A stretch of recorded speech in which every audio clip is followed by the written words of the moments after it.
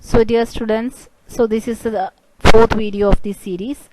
So in this video we are going to discuss the important topics of unit 7, 8 and 9 of block number 2. Okay. So as usual, if you like the content, please like, share and subscribe the channel. Your likes and your supports are very much needed for us, and it acts as a boost for making more videos. Okay. So without further ado, let's get started. Next is banking structure in India. So banking structure in India can be classified into 7 categories. Central bank, so that is the Reserve Bank of India. It is controlling the entire monetary functions of our country. So that is it's a central bank. It is the bankers bank, clearing house, credit control and all. Then developmental banking. So development banking means it's focusing on the long term finance, particularly to the industry. Like example, ICICI, Industrial Development Bank of India, that is IDBI. Then Industrial Financial Corporation of India, they are the development bank. Commercial banking means we already discussed public, private and the foreign banks. Then cooperative banking, they have primary cooperative society, then state cooperative societies, cooperative banks, district cooperative bank. They are mainly focused on the development of rural sector. Okay, then rural banking, that is mainly focused on the agricultural and rural activities. NABARD is acting, that is National Bank for Agriculture and Rural Development. It is the apex bank that is providing finance to the commercial banks and regional rural banks. Then export import banks is focusing on the foreign trade. Okay, they are providing assistance for the foreign trade. So the export import bank of India was established as an apex to the bank to the finance exporters. So then housing banking, so it is focused on the for providing finance to the construction of houses, plots, house repairs and all. So National Housing Bank is the apex body for that. Okay, so these are the different types of banks.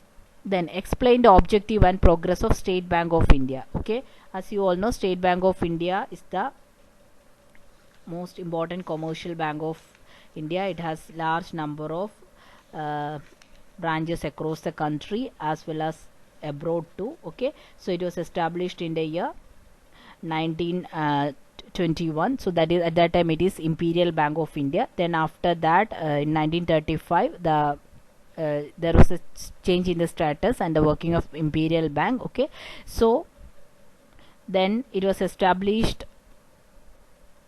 that is as per the State Bank Act. It is act was passed on September 1959, and it has 8 major state banks are there. Okay, so now these all banks, State Bank of in Hyderabad, then State Bank of Travancore, all these again merged into SBI. So SBI is the main branch now. Okay, so what are the objectives? So to act in accordance with the broad economic policies of the government, to establish large network of branches across the country, to promote agricultural finance, to help RBI in its credit policy. So these are some of the objective. Okay, then what are the significant achievements of SBI? Branch expansion, deposit mobilization, then export finances, then small scale industries, agricultural finance, different interest schemes. So these are some of the significant achievement of SBI from the day of its formation. Okay, so now they have branches across the country, branches in the remote areas, then they have abroad branches too. Okay, so now we are going to discuss what do you mean by central bank, what are its functions. So central bank is an independent national authority that conducts the monetary policy, regulate bank, provide financial services including economic research. So its goal is to stabilize nation currency, the monetary policies of the government of the country, then keep unemployment low, prevent the inflation. So these are some of the important motives of central bank. So in India it is RBI. So what are the functions? Traditional functions include issue of currency, banker to the government.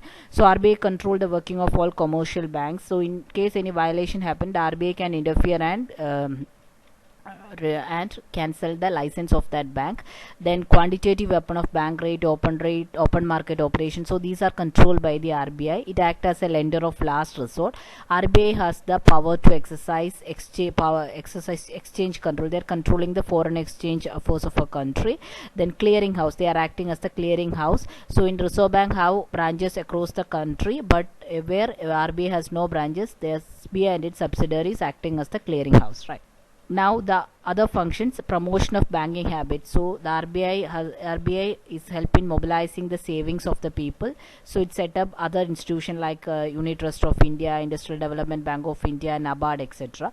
Then providing refinance for the export import bank, then export and guarantee corporation. So these are funded by RBI. Then providing credit to the agriculture, for the development of agriculture sector, they are RBI is providing aid to the NABARD. Then credit for the small scale industrial unit. Then providing indirect finance to the cooperative sector. We already discussed different cooperative sectors are there, primary level, then the district level, state level. For all these cooperative sectors are fundings are controlled by the Reserve Bank. So the exercising control over the monetary and banking system of the country.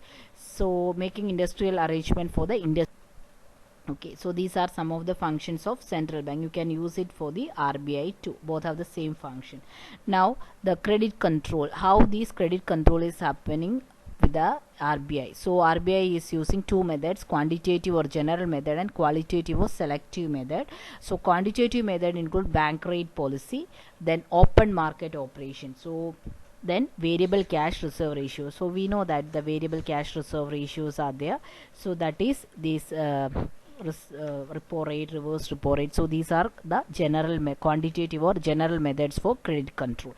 Then qualitative or then selective method of credit control include bank rate policy. So bank rate is the rate of interest at which the central bank make advances to the commercial bank. Okay, so then open market operations means this technique of credit control by which the central bank exchange liquidity position of the bank by operating directly in the market. So the bank will the RBI will directly interfere in the market. Okay, so open market operations that involve purchase and sale of government securities, foreign exchange, gold, bill of exchange. Okay, so these are controlled by the RBI. Okay, then cash reserve ratio. So RBI used to control these quarterly. They used to check these quarterly. They used in a year around 3 months they will make amendment in the repo rates, reverse repo rate, depending upon the monetary condition of the economy, right?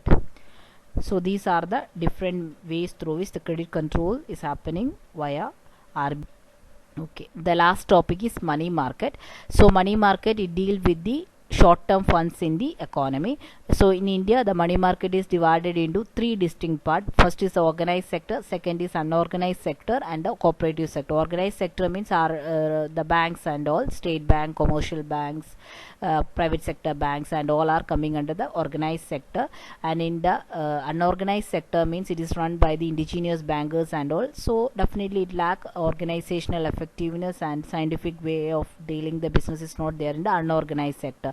Then cooperative sector, so that is cooperative bank, rural bank, cooperative credit society. So their aim is to both the unorganized sector and cooperative sector more focused in the remote areas of. Okay, so what are the features of Indian money market? Duality. Mainly two sectors are more prevalent, that is organized and unorganized sector. Then predominance of government and semi-government security. So the government predominance is also there in the Indian money market. Lion's share of the securities are brought by the and sold by the government and semi-government security. Then discount houses are absent in our money market. Seasonal stringency, that is our economy is completely agriculture based one. So if any fluctuations or any natural calamities happen or lack in the rain, so that can lead to the seasonal fluctuations and agriculture sector, and it can lead to the monetary stringency, and it can lead to that can in turn increase the interest rate. So interest rate is higher during the busy season and low during the slack season particularly. Then limited scope of banking facilities. So 10 years before were less number of banks in the rural sector, but currently the situation is getting changed. The government is more focused on inclusive development, so that's why each citizen each adult should have a bank account, and each household should have a bank account, and particularly these accounts are getting attached with this PAN card and all. So now the government is, especially these commercial banks, are focused more on their rural operation. Okay, so all these reform things should not missed out, and every citizen should be a part of the development of the country. So these are now the policies of the government, so that these all things are working well nowadays. Then isolation from the international money market. So these are the features of Indian money market. Then what are the problems of Indian money market? Lack of integration, lack of rational interest rate, absence of organized bill market, shortage of fund, and inadequate banking facility. So we covered the important topics from this unit, this book number 2, that is money market, then central bank, RBI, then commercial banks, then credit creation. All these important topics we covered. Okay, I hope these information are helpful for you while preparing for your. So that's the end of this video. Okay, please like, share and subscribe the channel if you like the content. Okay, if you have any comment, please do post it. So those who need the this PPT's PDF, please follow our Telegram channel, that is IGNOU e-learning hub. Link will be given in the description box. Okay, so see you again with the next video of this Eco 9. Till then, study hard, concentrate more on studies. Success will be yours only. Take care. Thank you.